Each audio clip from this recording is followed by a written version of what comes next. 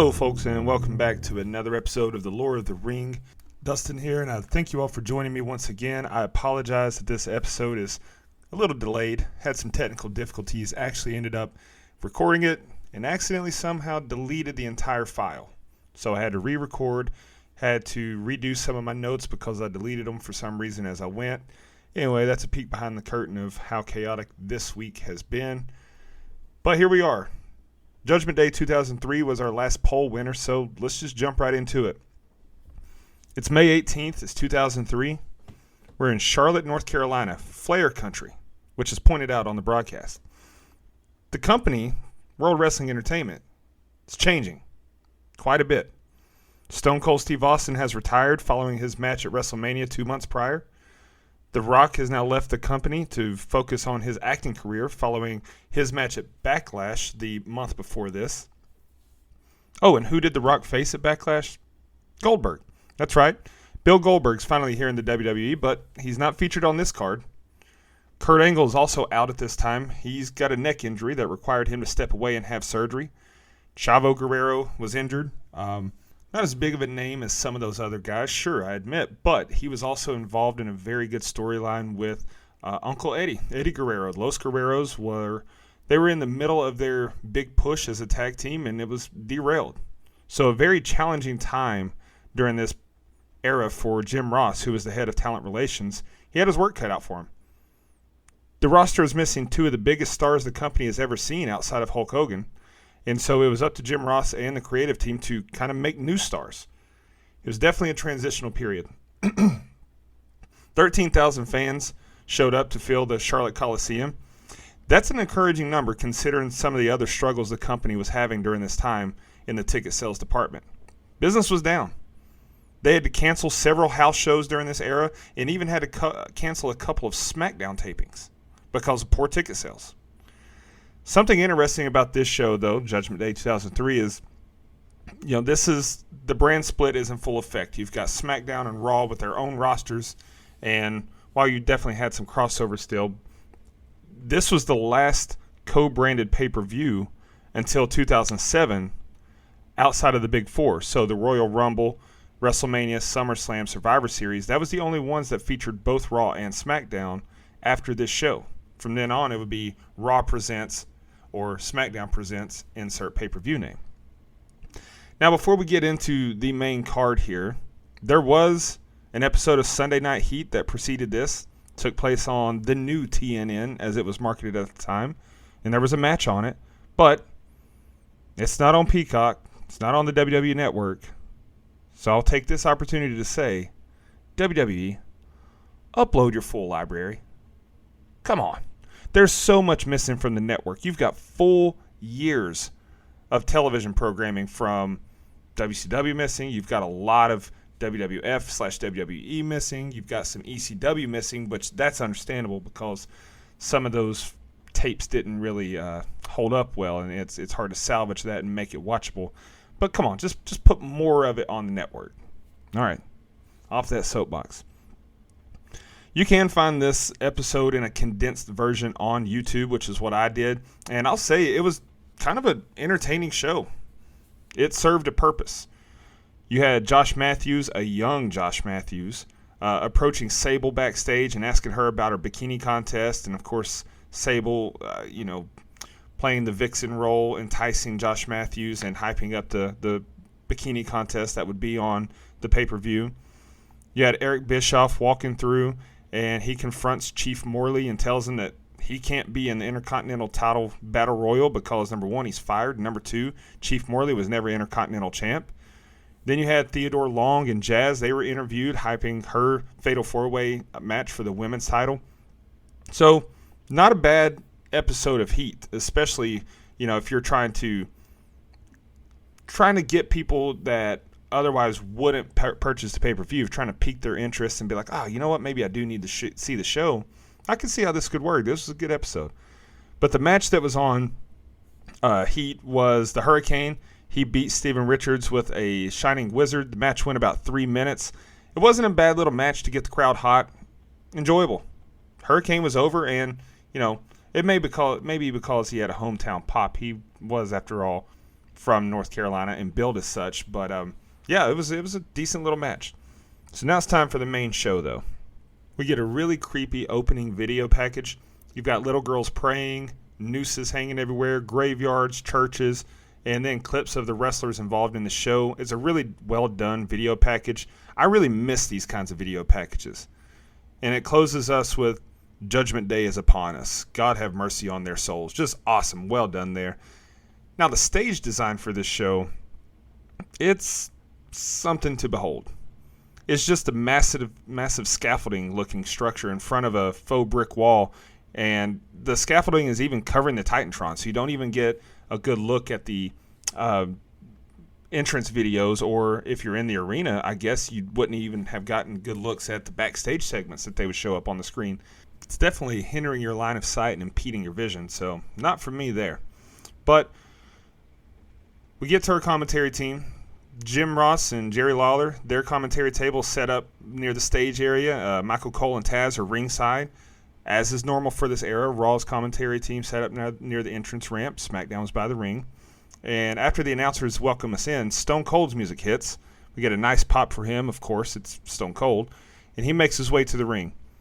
Like I said, it's his first pay-per-view as co-manager or co-general manager of Raw, and post-in-ring retirement for him. So you just got to get him out there. I understand it. You got to get Stone Cold in front of the crowd because he's still a draw. Everybody still loves Stone Cold. Funny thing is, even though that he's the co-general manager and not the active wrestler, he still got his patent and knee braces on with his jean shorts. So it's funny. He was always ready for action, I guess. Just kind of a funny optic there.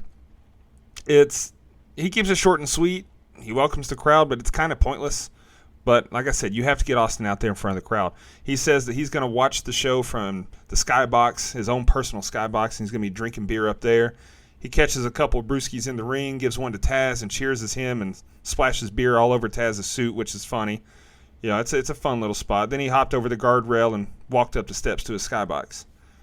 Right after that, John Cena's music hits, and this is without a doubt my favorite version of John Cena's, the Doctor of Thugonomics. He cuts a rap about the mafia and other Italian things since he's teaming with the FBI, which is kind of weird in hindsight. You know, I don't remember John Cena and the FBI teaming up, but Jim Ross said on his podcast, Grilling JR, that it was just a way to get Cena on the show. That makes sense. I mean, this six-man tag match that we're getting, it's just a way to get these six guys on the show, get them involved, get them a payday, and you have to get Cena out there because you're clearly building him into a massive player for the company, which he would become on that Stone Cold and Rock level that I mentioned before. He'd be the next guy to get there. So he gets booed, but the rap closes with a very suggestive rhyme, and the crowd participates anyway. So even though that he's a heel and the crowd's booing him, the crowd still participates, and they're eating up the rap gimmick. The FBI are out next, and it's Chuck Palumbo with Johnny Stamboli, and they've got Nunzio accompanying them. That's going to be a theme on this show. There are a ton of managers involved. It's really weird in hindsight. 8 managers in 8 matches. You wouldn't see that today. You know, I've always heard that Vince McMahon doesn't really like tag team matches, and he doesn't like managers, especially unless it's someone like Jimmy Hart who's going to be managing multiple people. So it's not you're using multiple people. He's just one manager who's got multiple guys. Vince doesn't really like that because it's just having to pay more people. You could have a one-on-one match, or you can have a 2-on-2 match with the manager. That's 5 guys getting paid. But here we are. Their opponents are out next, and they're led by Rhino. He gets a decent pop, and next is Spanky. That's right, Spanky. Do y'all remember Spanky? I don't. It's Brian Kendrick. I don't remember. I somehow blocked out the memory of him going by Spanky and this character or this version of him altogether. Chris Benoit is their third team member, and when he comes out, they sprint to the ring and the heels clear out. Something weird I noticed here is that the stretcher, as they're making their way to the ring, I noticed that the stretcher for the main event is already set up at the end of the entrance ramp. That's kind of weird. It seems like something they wouldn't do today. It would be hidden until it's needed because it's kind of a distraction. The action starts with Spanky running and jumping over the top rope onto the heels, and Rhino and Benoit rolling out to throw the heels inside the ring. Then commentary mentions a rap battle that took place between John Cena and Spanky on SmackDown on May 1st. It's a pretty entertaining segment. I went back and watched it. It included some impressive beatboxing from Brian Hebner, too, referee Brian Hebner. It's, yeah, it was fun. Enjoyed it. And definitely does a good job of setting up why some of the people, at least, are involved in this match. Another thing that was interesting and entertaining to me was that Chuck Palumbo wrestled this entire match while chewing on a cigar. So definitely wanted to put over his Italian, mafia persona that he was portraying with the FBI here. So that was entertaining. Hilarious optic. The heels dominate Spanky for the majority of the opening part of the match until Benoit gets the hot tag. He cleans house with German suplexes and then gives a diving headbutt on Palumbo. Then Nunzio gets in the ring and gets a gore from Rhino for his trouble. Spanky gets the tag here and goes for sliced bread, but Nunzio grabs his foot as he tries to jump off the rope, and the FBI hits the Kiss of Death double-team finisher for the pinfall. All while Benoit has Cena locked in the crippler crossface in the ring. They're not the legal men. Benoit didn't care. He's going to make Cena suffer. Fun match, honestly. I enjoyed it. Plenty of action. Had a fun, frantic finish. Match went just 3 minutes, 55 seconds. So think about that. You had 7 guys involved in this match if you include Nunzio as a manager. And it only went less than 4 minutes. That's why it's shocking to me how many managers are involved, because all those guys got a pay-per-view payday when you could have just had this as a 2-on-2 match or a 1-on-1, whatever you wanted to do. Meltzer wasn't really much of a fan. Our good friend Dave Meltzer with the Wrestling Observer, he gave it just 1.25 stars. Like I said, I enjoyed it definitely more than 1.25 stars. It was what it was. And a side note, an unfortunate side note from this match is that at one point Spanky actually ended up suffering a concussion, and he continued the match obviously, but once he got backstage, he ended up having to be stretchered out of the arena and spent the night in the hospital. And obviously that wasn't shown on TV. That wasn't part of the show. That's real life stuff there. So it's scary stuff. Glad he was able to, recover from that and be okay. After the match, we go up to Stone Cold Skybox, and he's ordering hot dogs, and then in comes Eric Bischoff, the other co-GM of Raw. He enters the suite and says that half of everything is his. Half the beer, half the food, all of it. It's a fun segment. Austin ended up offering him a hot dog and beer to be a good host, and then Austin ended up calling Bischoff a sissy because he won't drink out of the can. He needs a glass, and he doesn't really want to eat the hot dog. And then he cheers with him, splashing beer everywhere. They had some good chemistry in their co-GM roles. I forgot how much I enjoyed it. And it's really good that they could put the past behind them and do business, because if you remember, or if you know, maybe you don't know, Bischoff fired Steve Austin back in, I think, 95 from WCW. And Austin would go on to spend a cup of coffee in ECW and develop his, promo ability and develop his character before he went to the WWF and become the phenomenon Stone Cold Steve Austin. So in a roundabout way, Eric Bischoff's responsible for Stone Cold Steve Austin's success, because firing him, he was able to go to ECW, have that freedom, and become the superstar that he did. But at the same time, you never want to get fired. And so the fact that they were able to put it behind him and have some fun segments together for as long as they did, that's impressive. That's what you want to see out of professionals. Then we get a look outside of the arena in Charlotte here, and we see that there's multiple Carolina Panthers here in attendance. So that's always fun. Anytime you've got pro athletes or local celebrities or celebrities of any kind in attendance, get them on camera. Just shows, it's a good way to market the program and make the business appeal to the outside audience. Next up, we get a tag match. It's La Resistance versus Scott Steiner and Test with Stacy Keibler in tow. And Stacy was Test's girlfriend in storyline at the time. And the storyline here that they did is very similar to when the Mega Powers exploded. Remember when Hogan and Elizabeth got too friendly for Macho Man's liking and it caused their team to split? Same concept with Scott Steiner and Stacy Keibler and Test here. Not exactly, but you could tell they borrowed from it. But this show only had some of the seeds of that being planted. We didn't see the fruit of the angle. We see a video package from Raw 3 weeks prior where La Resistance said they heard what Scott Steiner said about everyone who doesn't support the troops can go to hell, or France, same difference. And then the French team come out and jump Scott Steiner. The next week, the two teams had more issues, and so here we are. It's been a few-week build here. Just something to get us to the pay-per-view. Not bad. La Resistance is out first, and it's their first ever pay-per-view with the company. It's Rene Dupree, Sylvain Grenier. They're two very impressive-looking young wrestlers. Honestly, back in the day, I thought that they were going to be a superstar tag team, and Rene Dupree in particular, after La Resistance kind of split and did their own thing, I thought Rene Dupree was going to be a megastar, especially because of he had the look and he was so young. You could have told me in 2004, I guess, that Rene Dupree would be the world champion by the time it's all said and done, and I would have believed you. But they're out, and they cut an anti-American / pro-France promo before the match that's met with loud USA chants and boos from the crowd.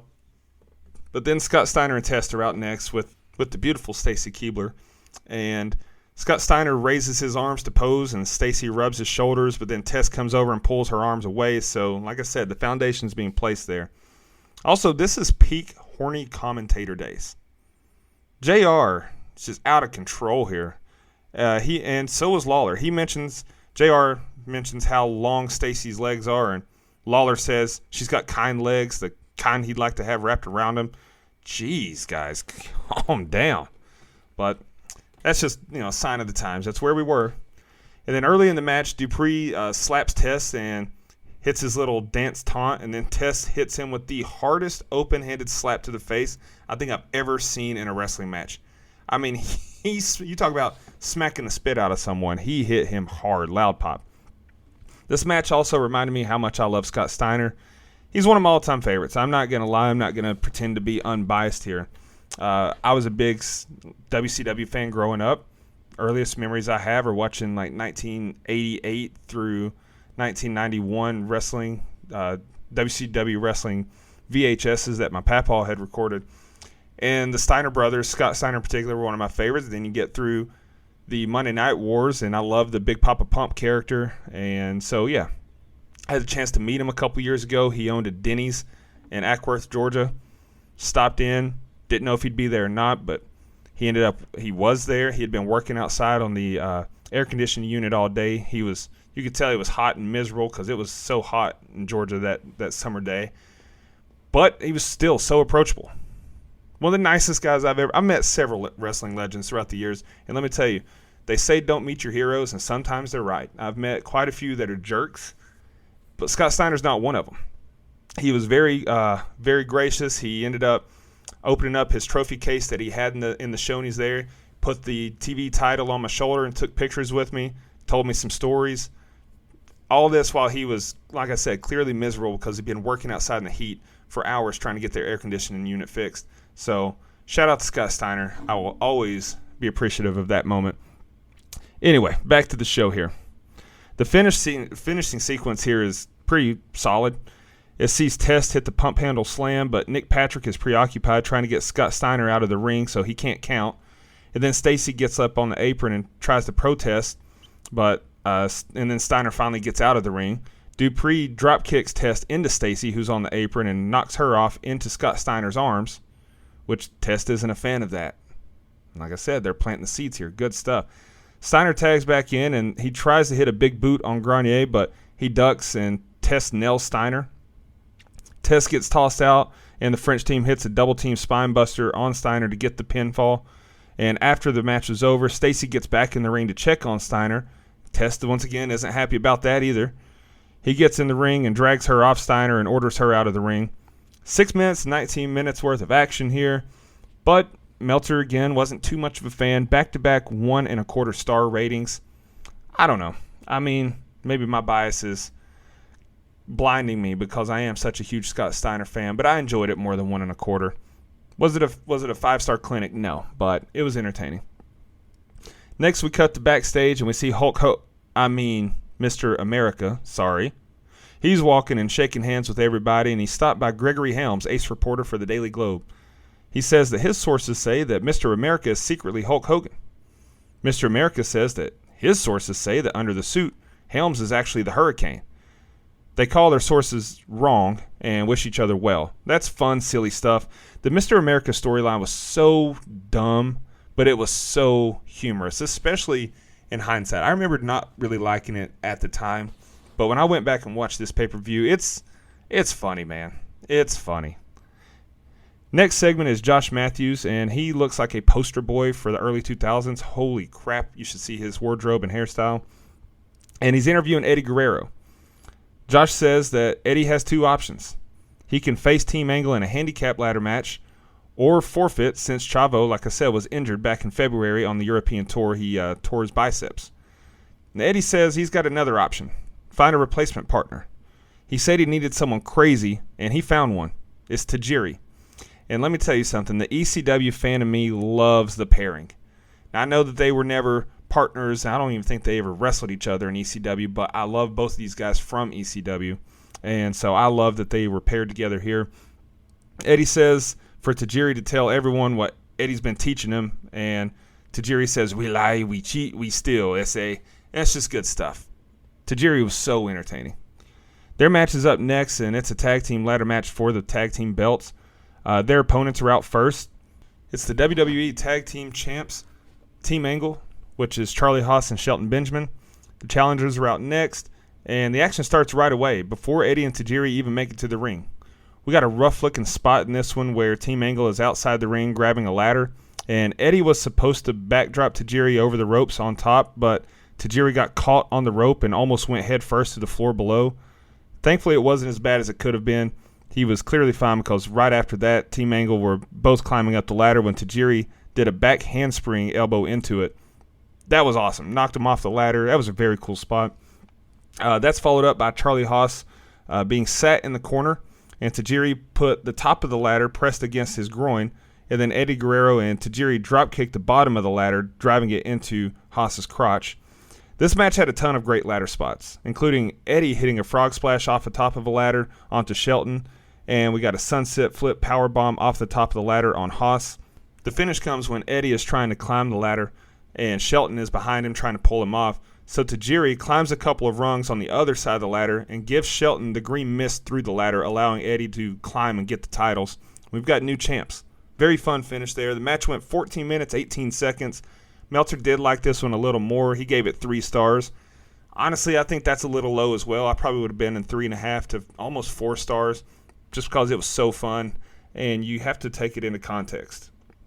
Look at the rest of this card. This is by far the second best match on the card, and, you know, you can make a case that it was the best match. It was fun. After the match here, Austin and Bischoff are shown again. They're in their box talking about how they need Eddie Guerrero on Raw. Austin makes Bischoff eat a hamburger and drink another beer, and then Austin grabs a mic and criticizes Eric's beer drinking ability to the crowd, calls him a sissy, and threatens to launch him out of the skybox if he doesn't drink it the right way. So again, this is just good, entertaining stuff here to get Austin involved and get him some TV time and get the crowd behind him. And then we cut to backstage now, and Terry Runnels is interviewing Chris Jericho, and he's interrupted by Rowdy Roddy Piper. They share some great banter here. Jericho calls Piper old, and Piper says that the highlight reel ripped off Piper's pit. Very good segment. Two of the best talkers in the history of the business, and for them to get to share this moment on screen, especially on a show in a time when star power is kind of lacking, this is great. Next up, it's a Battle Royal. The WWE Intercontinental Title had been dormant, vacated. Back in September of 2002, Eric Bischoff scheduled a match to unify the Intercontinental title with the Raw exclusive World Heavyweight title, and this took place at No Mercy. It was the World Heavyweight Champion Triple H versus Intercontinental Champion Kane. Triple H won. Titles are unified. Intercontinental Championship is retired for a while. But then the U.S. title was reactivated on SmackDown, so to balance that so that each show has the same amount of belts, they decided to bring back the Intercontinental title. And here we are. How are we going to determine who's the champion? Let's throw a Battle Royal together. It's open to anyone who had previously been an Intercontinental title holder who was on Raw. So there's the backstory there. JR throws to a cool video package showing the history of the title. It's a great video package, very nostalgic.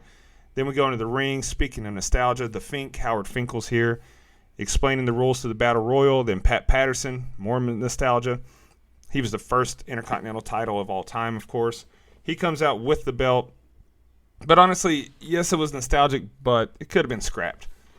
by now everyone knows the rules to a battle royal. You're thrown over the top rope, both feet have to hit the floor, you're gone. And Howard Finkel, God love him, he always took so long to explain the rules to these. It's like he was milking it like he was paid by the hour or something. And then, Pat coming out with the belt, it just seems like too much filler. And now we got the wrestler intros, and they're all getting their own intros, which is going to take more time, but that part's fine. The first guy out is Val Venus.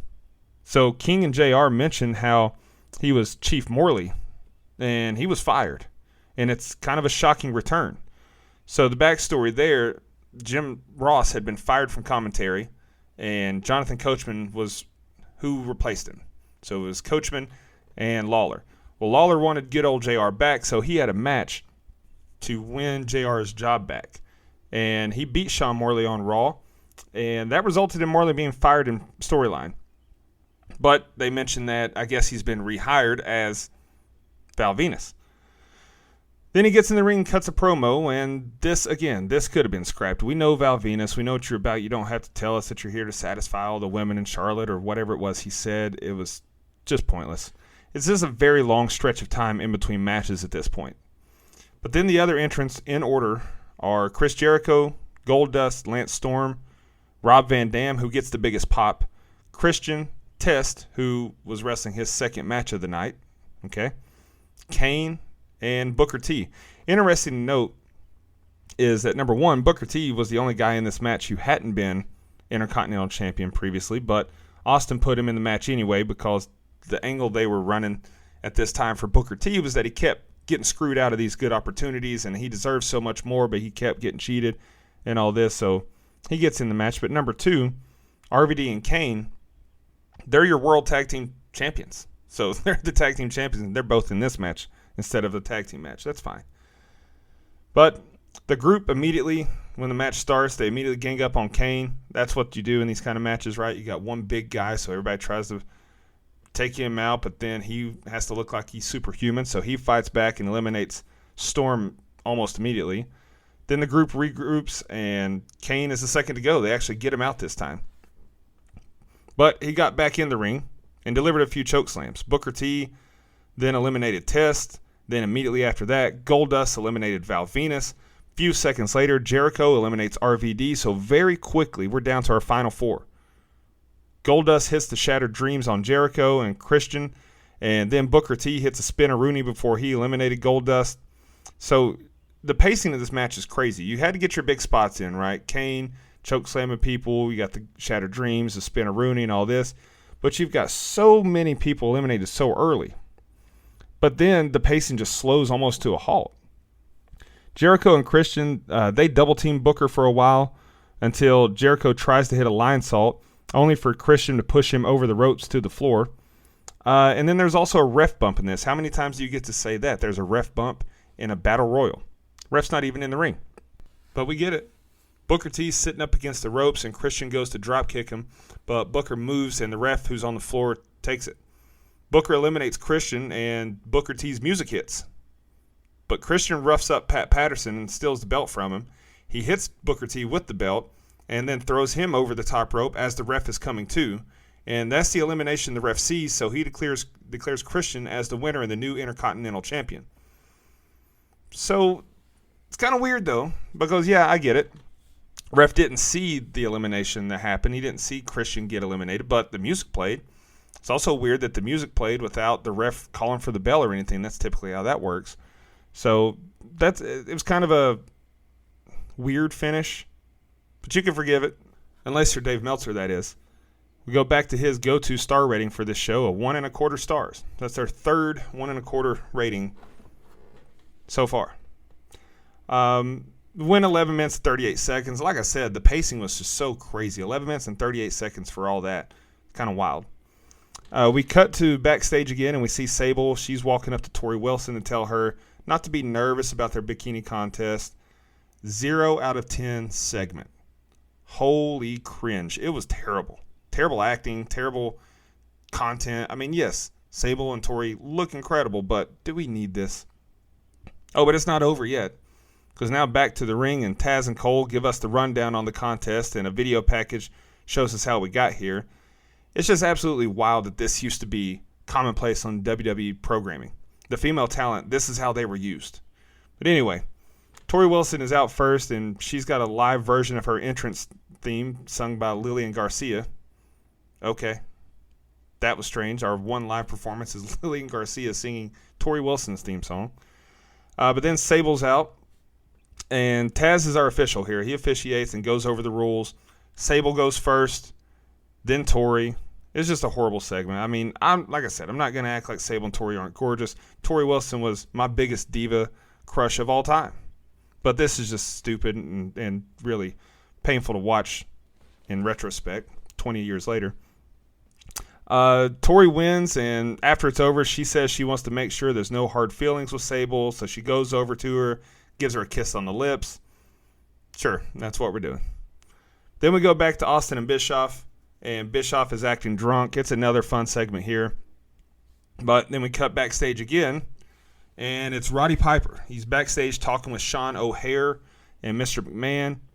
Mr. McMahon walks in, hyping up Piper for his match, which is coming up next. It's a fine segment. And in case you're wondering, Sean O'Haire being paired with Roddy Piper, yes, it's as random to me as it is to you. O'Haire came over to the WWF/WWE from WCW when Vince bought the company. But after the Alliance storyline was done, there's really nothing for him. So he went down to OVW, Ohio Valley Wrestling, for a while. That was their developmental at the time. And came back up. In January of 2003, he was repackaged as a Devil's Advocate character and sent to the SmackDown brand. But then, after Piper returned at WrestleMania to help Vince McMahon against Hulk Hogan, the Devil's Advocate gimmick was kind of just dropped altogether, and they just put him with Piper as this kind of a generic heel character. But they feuded with Mr. America, trying to prove that it was actually Hogan. But then, in June of this year, 2003, Piper appeared in an interview on HBO and said some damning things about Vince McMahon and the business and the company. And Piper was released. Did not go over well. WWE let him go, and Sean O'Haire was collateral damage. He was cut too. So that was kind of the end of his run there. Which is kind of shocking. He had the look. He had what Vince McMahon wanted in a monster heel for sure. But I always felt like he never really put it together. It was shocking to me that he was given this big of a spot, to be honest with you, and this is just his secondary role. Michael Cole and Taz, they break down the backstory of how we got here. Hogan, of course, was fired after WrestleMania 19. Well, quote-unquote fired. They were going to make him sit out the rest of his contract. But SmackDown General Manager Stephanie McMahon, she hired Mr. America with an ironclad contract, and then McMahon, Piper, and O'Haire were determined to prove that it was, in fact, Hogan. On the May 15th episode of SmackDown, Piper officially challenged Mr. America to a match at Judgment Day, and also during that segment, Mr. America handed a flag to a fan, and Piper took offense, so O'Haire and Piper beat on Mr. America. The fan ended up jumping the guardrail, and Piper ended up pulling off his prosthetic leg, and that was the debut of Zach Gowen. So if you don't remember Zach Gowen, he was the one-legged wrestler that had a short but entertaining run with the company here, had a lot of heart, took some incredibly painful-looking bumps at the hands of Brock Lesnar in the months to come. So, yeah, just look that up. If you Google Zach Gowen WWF GIF or WWE GIF, you're going to see Brock Lesnar throw him down the stairs. You're going to see him F5 him into the ring post. Brutal stuff. But back to Judgment Day 2003 here. Piper is out first. He's got O'Haire in tow with him. And then it's Mr. America who comes out to Hogan's Real American theme. Great stuff. God, it's so funny. He's got a chair in his hand. He hits the ring to do the signature Hogan rip shirt and, pose. And honestly, like I said, I hated it at the time, but Mr. America, this stuff is so hilarious and fun in hindsight. Because it's Hogan. The mask isn't even hiding the fact it's Hogan because you can still see his full mustache and his hair hanging out from underneath. It's just great. He grabs a mic and says that the chair he brought was for Zach Gowen, who then makes his way to ringside. But the match isn't good at all. O'Haire and Piper double-team Mr. America, and they cheat whenever possible. Piper and Hogan, they look their age. And when Hogan hit the big boot, it was very clear that no contact was made at all. Camera caught that. Mr. McMahon comes out to ringside, and he hands O'Haire a steel pipe, and then distracts the ref, but O'Hare hits Piper by mistake. Hogan hits the leg drop and gets the pinfall, and of course, after the match, Hogan must pose. Just under 5 minutes on the match itself. Meltzer wasn't a fan. He gave it a dud rating, but look, this match was just supposed to be fun and nostalgic. No one expected a 5-star clinic from these two guys at this point in their careers. It's 2003. It's not 1985. You got to forgive them. You got to respect it and just have fun. That's what I did, at least. We cut back to backstage again, and the World Heavyweight Champion Triple H is walking, and Stephanie stops him and tells him to be careful. And, you know, at the time they were quote-unquote divorced, storyline divorced. They weren't together, so it was kind of a cool little thing there to see. Even though they're divorced, Stephanie still had that concern for Triple H.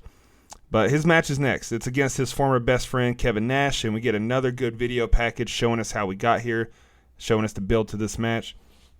Speaking of former friends, another one of Triple H's storyline former friends, Shawn Michaels. He'll be involved in this one. He comes out first. He's going to be in Nash's corner, and then Nash is next. I'm not sure why Michaels got his own entrance and didn't just come out with Kevin Nash, but okay. But then my question's answered because Ric Flair comes out next and he gets his own entrance. He's going to be in Triple H's corner. I guess I get why Ric Flair would have his own entrance because, like I said, we're in Flair country. We're in Charlotte, North Carolina. So you let his music hit, let him get that nice pop. But still, typically, managers or secondaries will come out with the person that's actually in the match. So it's just kind of weird. Triple H is out last, and he's wearing his rare purple trunks and purple boot combo. Nice. I really like that look. That was probably my favorite era of Triple H, if we're being honest, especially when it comes to ring gear. Nash doesn't wait for him to make it to the ring, though. He attacks him on the entrance ramp, and then Michaels also starts fighting with Flair. All hell's broken loose before the bells even ring. So Michaels and Flair are actually sent to the back by Earl Hebner. Their appearances are very brief, but I get it. You had to have Flair out there in front of the crowd in his homeland. So it is what it is. It's a fine way to get them out of there and don't let them be a distraction to the match. Nash dominates the early going, but the match doesn't have much heat. The crowd doesn't really care or react to anything, including a couple of ref bumps. Hebner is very lenient in this one with both guys. Probably should have been disqualified multiple times, but he just let it go.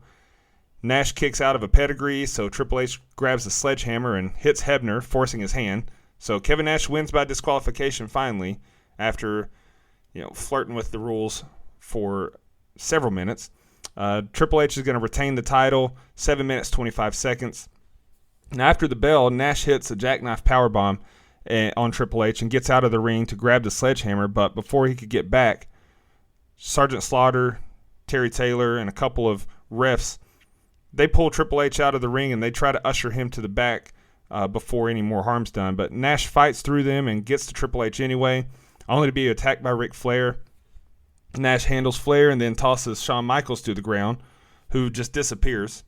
He's out there to try to break it up and keep the peace here, but he just gets tossed to the ground and respawns to the back. I don't know what happened there because you never see him again.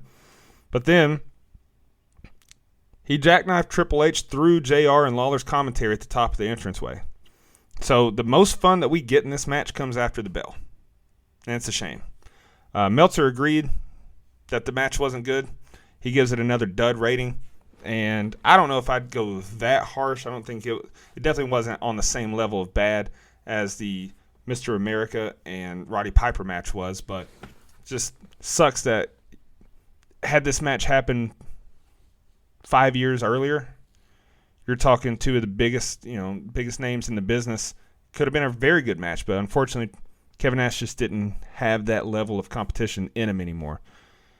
We go back up to Austin and Bischoff next, and Bischoff is drunk, and he's complaining about how he ate too much, but then he starts gagging, and he opens the window and pukes out of the box onto all the fans below, and yeah, I would have raised hell. I don't know what he actually spit up, but I'm kind of the mindset that I don't want you to spit anything on me, whether it's a gag or not, so I would have been upset, but very effective segment. Makes you hate Eric Bischoff even more, makes you enjoy Austin even more because he made him puke. But next up is a little buffer match in between our two quote-unquote main events. Trish Stratus, she's out first. She's on her way to the ring. It's a fatal 4-way match for the women's title. Jacqueline's out next. Then we get Victoria, who comes out with Steven Richards. Interesting note, when Steven Richards had his match on Heat, Victoria did not come out to the ring with him.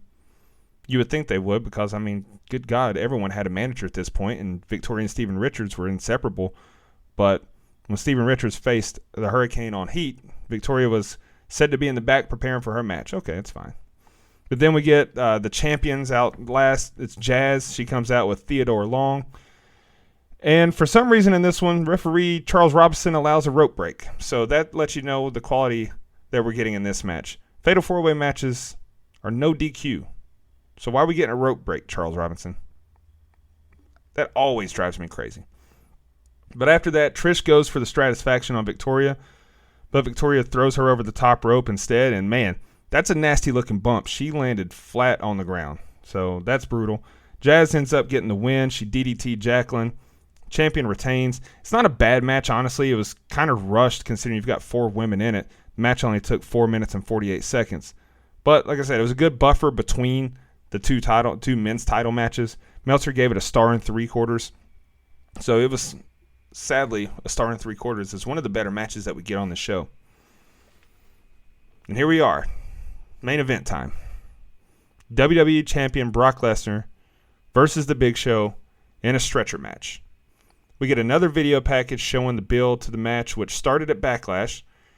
Big Show took Rey Mysterio, who was strapped to a gurney, and swung him like a baseball bat into the ring post. That's a very memorable spot. I'm sure you've all at least seen a clip of that before. And then on the May 1st episode of SmackDown, Lesnar confronted the Big Show about it. The Big Show refused to come out. Fast forward a week, May 8th SmackDown, Big Show and A-Train were supposed to face Chris Benoit and Brock Lesnar. And Lesnar ended up challenging Big Show to a stretcher match at Judgment Day for the WWE Championship. But the FBI locked Lesnar in the locker room. Big Show and A-Train beat up Benoit. The Big Show tried to injure Benoit like he did Mysterio, but Lesnar ran and made the save. And for his troubles, got a chokeslam from the Big Show in the process.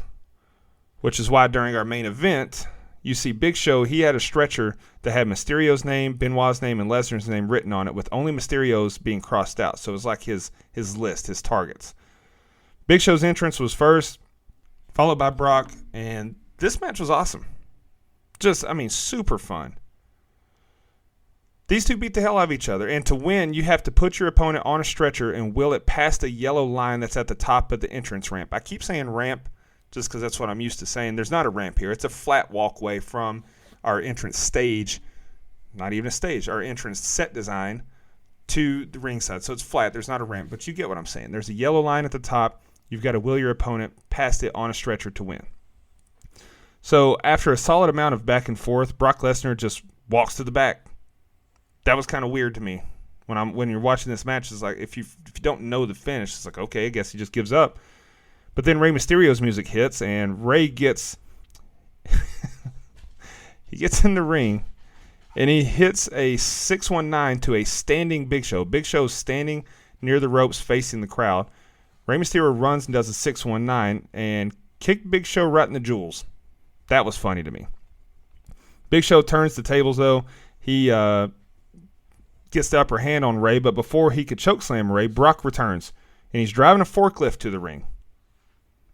I love heavy machinery Brock. I mean, we've seen him drive a tractor to the ring. Now we see this, which happened years prior. Heavy machinery Brock is one of my favorite Brocks. And I think I've said it before on the show, but if not, I'll say it here.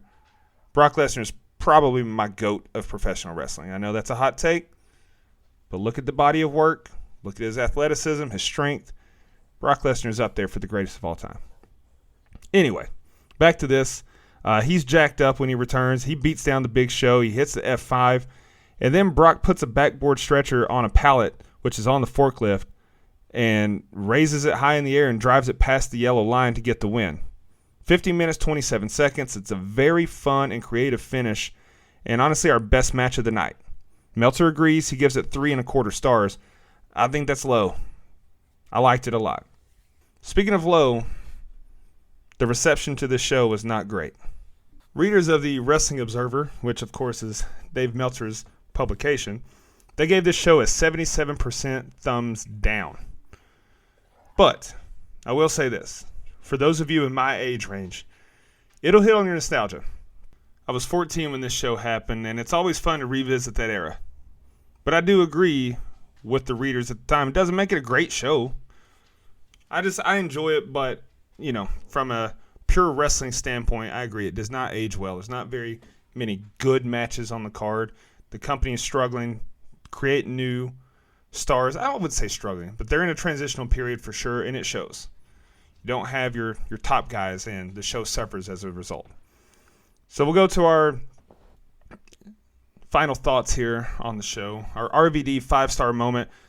I'm going to give it to the finish of the stretcher match. It's such a creative and fun way to do it and make it believable because the Big Show is such a monster of a man. How are you going to get him on a stretcher and wheel him up the ramp using a forklift to think outside the box to wheel him up the entranceway? That's brilliant. So hats off to everyone involved in that. Shockmaster moment is just going to be the Tori and Sable stuff. Look, I get it. It was a different era, and I won't pretend that I don't enjoy looking at such beautiful women, but it's just truly pointless and incredibly objectifying to reduce them to such a segment. The bikini contest is one thing, but the backstage segment before it happened and then the end with them kissing each other, and those two moments in particular, I give this award to. Just bad stuff. So that wraps us up here. We'll go ahead and talk about our poll options for the next episode. Next episode will be released closer to this one than normal. I usually do 2 weeks, but since we had some delays and this one's about half a week late on being released, we're going to do it back-to-back weeks. So here's your poll options. If you want to go to Twitter at loreofthering_ and vote. Also follow me on Twitter at dmfrank_. I do a lot more than just tweet about the episodes. I'm not sure if you guys have checked out the Twitter page, but I also, I do every day. I tweet happy birthday to any wrestling legends or any wrestling names that we may know. And I also do a today in wrestling history. So it's really about the lore of the ring, the history of the business. I like to keep these memories alive. But here's your poll options. Poll option number 1. It's going to be WCW, The Great American Bash 1998. This is the 25th anniversary of this show coming up this year. And coming up this month, actually. So we've got Booker T versus Chris Benoit was on that card. Chavo Guerrero versus Eddie Guerrero. You had Hollywood Hogan and Bret Hart teaming up against Roddy Piper and Randy Savage. And then your main event was Sting versus the Giant for control of the WCW World Tag Team Championship. So interesting singles match to determine the championship. Second match, or second option on the poll there, is going to be the Great American Bash 1988, which this will be the 35th anniversary of that show. Technically a WCW show, but technically not. It's Jim Crockett Promotions. The show took place in June 1988, and then in November of 1988, of course, Jim Crockett Promotions be rebranded as WCW. But some highlights on that show, you've got the Midnight Express versus the Fantastics. You have a Tower of Doom match, which featured the Road Warriors, Steve Williams, Ron and Jamie Garvin versus Al Perez, Ivan Koloff, Kevin Sullivan, Mike Rotunda, and the Russian Assassin. You also had Ric Flair versus Lex Luger for the NWA World Heavyweight Championship. Third poll option, WCW Bash at the Beach 1995. This show is famous, of course. It took place actually on the beach. It was free for anyone who wanted to just show up and watch. Attract a large crowd. On this show, you had Sting versus Ming for the WCW US Championship. You have Harlem Heat versus the Nasty Boys and the Blue Bloods. Randy Savage versus Ric Flair. And then Hulk Hogan versus Vader in a cage match for the WCW World Heavyweight Championship. And then the last poll option this week, WCW Greed, which took place in 2001. It was the last ever pay-per-view for WCW. So a very painful show for me because that meant, end of an era for me. But on the show, you had Shane Helms versus Chavo Guerrero, Booker T versus Rick Steiner, Dustin and Dusty Rhodes tagging together to defeat Ric Flair and Jeff Jarrett. And then your main event was a Falls Count Anywhere match for the WCW World Heavyweight Championship. It was Scott Steiner versus Diamond Dallas Page. So that's your poll options. I'll put that out there in the coming days. Be sure to look out for that and vote, share, spread the word, tell a friend, leave me a review, subscribe. I'm up on YouTube now. It's just youtube.com/@the-lore-of-the-ring. Check me out. Tell a friend. I appreciate you all joining me again. I apologize again for the delay in getting this episode out. But that's it. Judgment Day 2003 is down for the pinfall. And so long from the Volunteer State.